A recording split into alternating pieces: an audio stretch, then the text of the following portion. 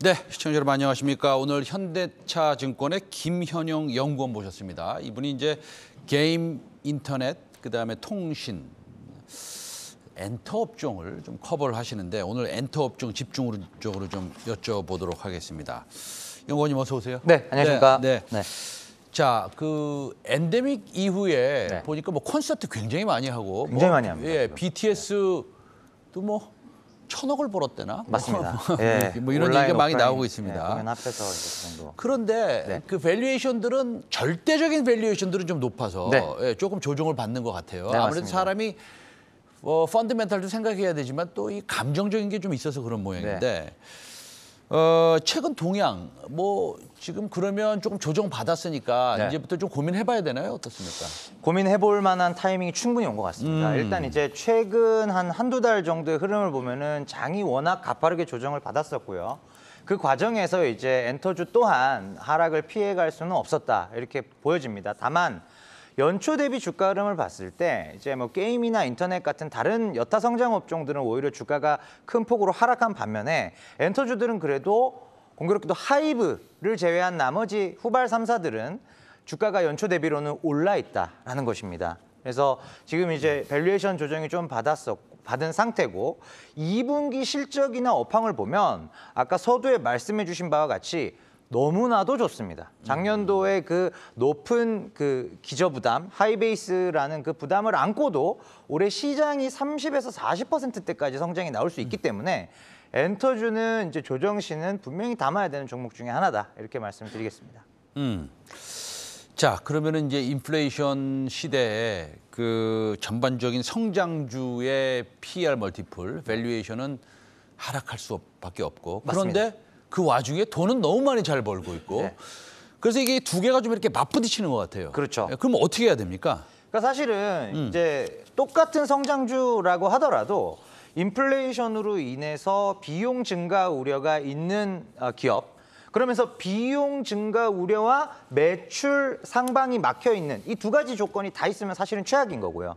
그런 게 사실 공교롭게도 이제 지금 게임 섹터, 제가 보고 있는 섹터 중에 게임 섹터가 비용은 늘고 매출은 막혀 있고 인터넷 섹터 같은 경우 비용은 늘고 매출도 위로 열려 있고 근데 엔터주 어떠냐? 비용은 사실 영향이 거의 없었고요. 근데 위는 열려 있어요. 그래서 똑같은 성장주로 한 그 단어로 이제 우리가 통칭하긴 하지만 그 안에 몇 면을 비용과 매출에서의 그 업사이드로 나눠서 보면 사실 업황이라는 측면에서는 엔터테인먼트 산업이 가장 좋습니다.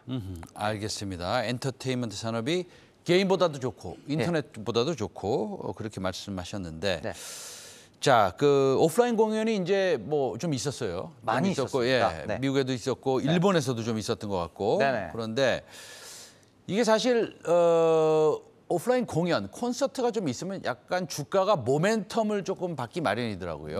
예. 어저께도 뭐 오징어 게임 또 나온다고 그래가지고 맞습니다. 뭐 조금 좀 올라가는 종목들 좀 있었는데. 그렇죠. 뭐 미디어 쪽에 일부. 자, 그러면 이런 모멘텀 어떻게 우리가 찾아봐야 됩니까?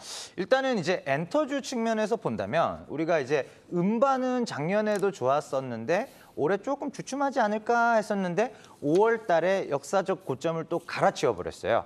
한 달 동안에만 1,000만 장이 팔리면서 이제는 이제 연간 1억 장 시대를 우리가 충분히 노려볼 만한 정도의 판매량 속도가 나오고 있고 여기에 더해서 우리 엔데믹과 관련된 리오프닝 섹터로도 엔터주가 각광받고 있는 이유가 바로 공연입니다. 그래서 실제로 이번 2분기 이제 뭐 사실 이제 공연은 대관 특성상 한 9월 앞으로 한 3, 4개월치까지는 공연 숫자가 대략적으로 다 나와 있습니다. 근데 2분기 같은 경우가 코로나 이전 2019년도에 분기 평균 K-팝 아티스트들의 모객수 대비 거의 한 80% 이상 회복을 했다는 겁니다.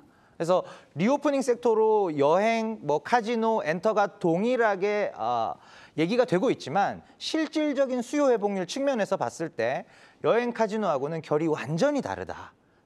엔터주는 그만큼 리오프닝 측면에서도 또 성장주 측면에서도 실질적으로 업황이 굉장히 좋은, 그래서 사실은 주가와 업황 및 실적의 괴리가 가장 크게 나타나고 있는 세그먼트가 현재 엔터주다라고 말씀을 드릴 수 있습니다. 알겠습니다.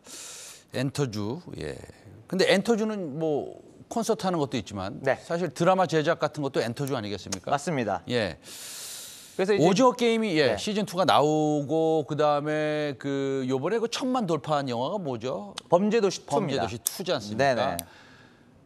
그런데 그렇다고 그러면 배급사 이런 회사들도 좀 좋을 것 같은데. 그렇죠. 그래서 뭐, 이제 네. 콘텐트리 중앙 같은 네네. 회사들 보시면 절반 정도는 그러니까 한 60-70% 정도는 드라마 제작업을 하고 있고요. 네네. 그리고 나머지 30-40%가 말씀하신 그 배급업을 하고 있습니다. 그래서 시네마 산업들도 지금 코로나 때 워낙 안 좋았었는데 이제 1000만 영화도 나오고 있고 월 뭐 1,500만 이상의 관객 수가 나오고 있는 상황이에요. 그래서 좀 좋아지는 흐름으로 갈 수가 있겠고 뭐 K 드라마의 열풍은 여전히 뭐 오징어 게임 2의 제작 확정, 뭐 스튜디오 드래곤의 뭐였죠? 그 스위트 홈도 시즌 2가 제작이 확정됐고요. 네. 이렇게 이제 OTT 플랫폼으로 제작되는 물량이 늘어나고 있어서 캡티브 채널을 가지고 있는 드라마 제작사들 그리고 이제 너무 안 좋아졌다가 조금씩 좋아지는 이제 배급사들 그렇게 본다면은 이 교집합 측면에서 이제 콘텐츠리 중앙이나 스튜디오 드래곤 같은 이런 이제 탑티어 종목들을 위주로 좀 선별을 하는 과정이 필요할 것 같아요. 네. 알겠습니다. 스튜디오 드래곤하고 컨텐트리 중앙이 사실은 드라마도 제작하고 네. 배급도 하고 맞습니다. 양쪽의 비즈니스를 하고 있군요. 네, 맞습니다. 자, 그러면 드라마 말씀드렸고 배급사, 영화에 대해서 간단히 말씀드렸는데 아까 네. 이제 게임 업체들이 조금 비용이 늘어날 수 있다 이런 얘기 하셨어요. 그렇죠. 그럼에도 불구하고 비용이 늘어나는 거는 이제 뭐 주가에 항상 매일 녹아 들어가지 않습니까? 맞습니다. 그래가지고 게임 업체들의 지금 소위 움직임이 그냥 좀 아주 안 밋밋한데, 좋죠. 예. 그런데 그러면 앞으로 이제 게임들이 신작을 내놓으면 조금 이제 반등도 하고 그럴 겁니다. 그래서 지금 가지고 그렇죠. 계신 분들도 있고 네. 버티시는 분들이 대부분일 텐데, 맞습니다. 한 번 더 업데이트를 좀 해주시죠. 일단은 이제 6월 중에 나오는 신작 중에 좀 가장 대표적인 게 카카오 게임즈의 이제 우마무스메. 그 다음에 또 넷마블이 한 6월에서 7월 정도에 가장 기대작 중에 하나인 세븐나이츠 레볼루션 그런 게 있고요. 또 해외 게임사에서 이제 디아블로 이모탈 이런 것들이 지금 이제 6월과 7월 초 정도에 나오게 됩니다. 다만 이제 국내 게임사들 투자하시는 데 있어서 이제 우마무스메나 세븐나이츠 레볼루션이 이 각각 카카오 게임즈나 넷마블의 주가를 뭐 뒤흔들 것이냐, 다시 강하게 상승 반전시킬 수 있을 것이냐, 그건 사실 좀 어렵다고 보고 있습니다. 왜냐하면 게임의 그 개발 사이즈, 결국은 예산, 투입된 예산을 우리가 고려를 해보면 흥행이 됐을 때 최대로 나올 수 있는 매출의 맥스치가 있는데 그 관점에서 봤을 때 이들 게임은 각각 그 게임의 개발사들 매출에서 차지하는 비중이 한 10%에서 15% 정도 수준이에요. 그래서 그런 부분은 모멘텀이 좀 되기가 어려울 것 같고 게임 업종 전체로 봤을 때는 하반기에 콘솔 쪽, 그다음에 게임 IP의 컨텐츠 사업, 그리고 센티가 많이 죽었지만 이제 메타버스나 NFT 쪽 이렇게 세 가지의 기존 모바일 게임에서 완전히 벗어나 있는 새로운 스토리 이쪽으로 가는 게임 업체들을 선별적으로 항상 말씀드리는 게 지금과 같은 어려운 장 환경에서는 드라마 제작사 다 좋아요, 엔터사 다 좋아요, 뭐 게임사 다 좋아요가 아니라 게임사 중에 뭐만 좋고 뭐는 안 좋아요. 엔터사도 뭐는 좋지만 뭐는 안 좋아요. 이렇게 가는 상황이라고 보여집니다. 자, 요즘에 해외발 뉴스를 좀 살펴보면 네. 콘솔 게임 막 얘기가 나오면서 클라우드 게임 얘기가 막 나옵니다. 네. 우리나라도 뭐 거기 조금 뭐라 그럴까요? 수혜를 받는 회사들이 있습니까? 일단은 이제 올 하반기부터 한국의 게임사들이 이제 콘솔 시장에 본격적인 도전장을 내미는 상황이다 이렇게 보시면 될 것 같고요. 이 콘솔 시장에서는 트리플 A 콘솔이라고 해서 1,000억 이상, 1억 불 이상, 1,200억 원 이상의 대규모 예산이 들어간 초대형 게임들을 이 국내 기업으로서는 최초로 크래프톤이 12월 2일에 칼리스토 프로토콜이라는 호러 장르의 콘솔 게임을 출시합니다. 날짜가 확정이 됐고요. 네. 그래서 이런 부분들이 이제 크래프톤을 필두로 올해 말 내년 초 정도의 시기에서 똑같이 콘솔을 준비하고 있는 기업이 NC소프트의 TL이라는 이제 게임과 또 펄어비스의 붉은 사막 이렇게 이제 크게 3개 정도의 대작 콘솔 게임이 이제 한국 게임 기업으로부터 나온다라는 이게 이제 어떻게 보면은 하반기 게임 업종 내에서 종목을 피킹 고르는 데 있어서 중요한 기준점이 될 수 있을 것으로 생각됩니다. 알겠습니다. 일단은 NC소프트 TL 펄어비스의 붉은 사막. 네. 펄어비스는 도깨비도 가지고 나오지 않나요? 맞습니다. 근데 도깨비는 이제 붉은 사막보다도 한 약 1년 정도 뒤에 나오게 좀 될. 더 기다려야 되네요. 예, 맞습니다. 알겠습니다. 크래프톤. 네. 크래프톤이 정말 바닥을 기고 있더라고요. 주가적인 측면에서. 맞습니다. 그냥 차트만 보면 네. 밸류에이션 말고요. 맞습니다. 그 뭐 바닥입니까? 일단은 지금 이제 공모가가 워낙 높았었다는 논란이 많았었고 공모가 대비 이제 뭐 반토막까지도 갔었다가 뭐 그 부근에서 이제 횡보하고 있는 상황인데요.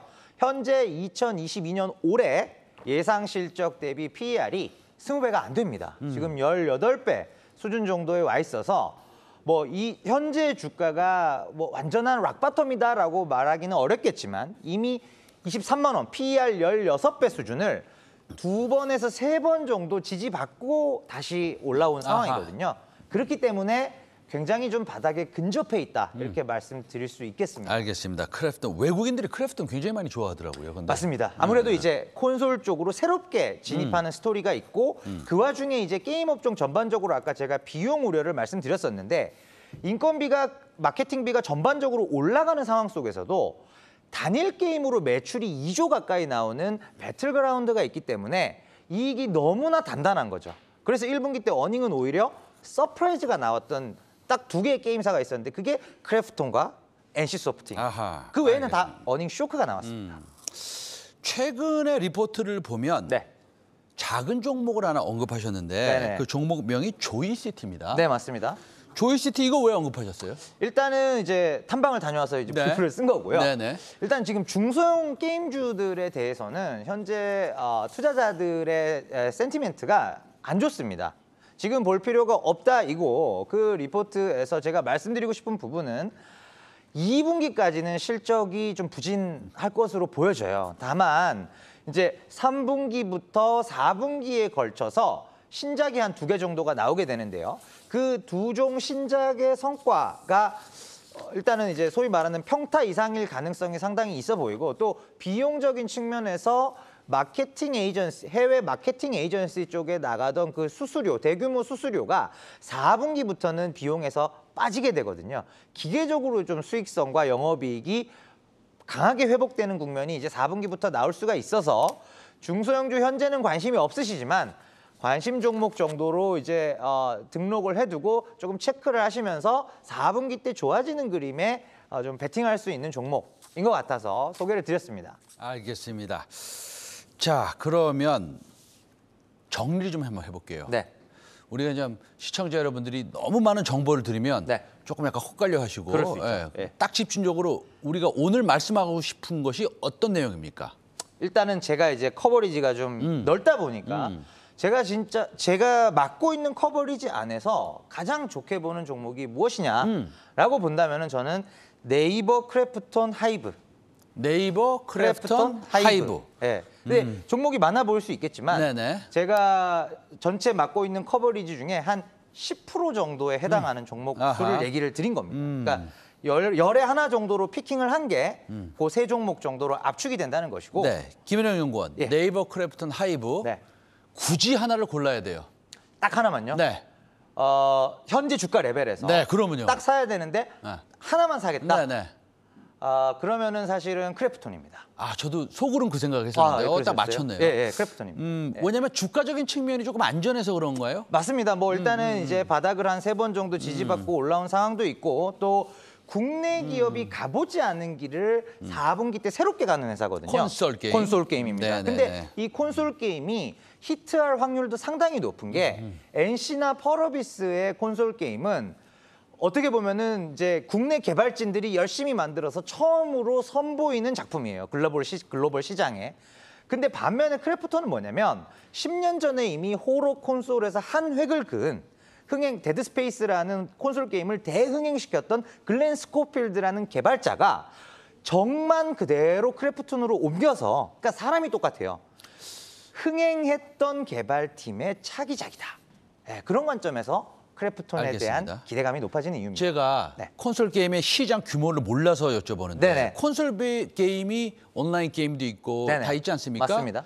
뭐 PC 게임, 모바일 게임 물론 그건 다 온라인 게임이지만 맞습니다. 근데 콘솔 게임으로 히트가 되면 네. 돈은 얼마나 봅니까? 어느 정도 파급력이 있냐면요. 네네. 일단은 200조 원 정도 되는 글로벌 게임 시장에서 약 30%, 60조 가까운 시장을 이제 콘솔 게임이 차지를 하고 있고요. 꽤 크네요. 굉장히 큽니다. 네. 근데 이게 지역 편중이 심해요. 미국이 45%, 유럽이 25%, 일본이 15%. 그러니까 세 지역이 거의 85% 이상을 차지를 해버립니다. 그러면 미국 시장이 제일 중요하네요. 맞습니다. 그래서 미국 시장에서 히트를 했을 때 보통 트리플 A급의 콘솔이 1000만 장 팔리면 메가 히트고요. 500만 장 팔리면 상당한 네네. 히트입니다. 그럼 500만 장 팔렸을 때 1년 연간 매출이 얼마 나오냐면 네. 단도직입적으로 딱 숫자만 말씀드리면은 연간 매출 5천억 정도 나옵니다. 근데 수익성이 되게 좋아요. 마진율이. 50% 나올 거 아니에요. 네, 40에서 50% 정도 네네. 마진율이 나오니까 이익에서 해당하는 기여는 모바일 게임으로 봤을 때는 거의 조 단위 매출의 IP가 하나 더해지는 수준의 효과.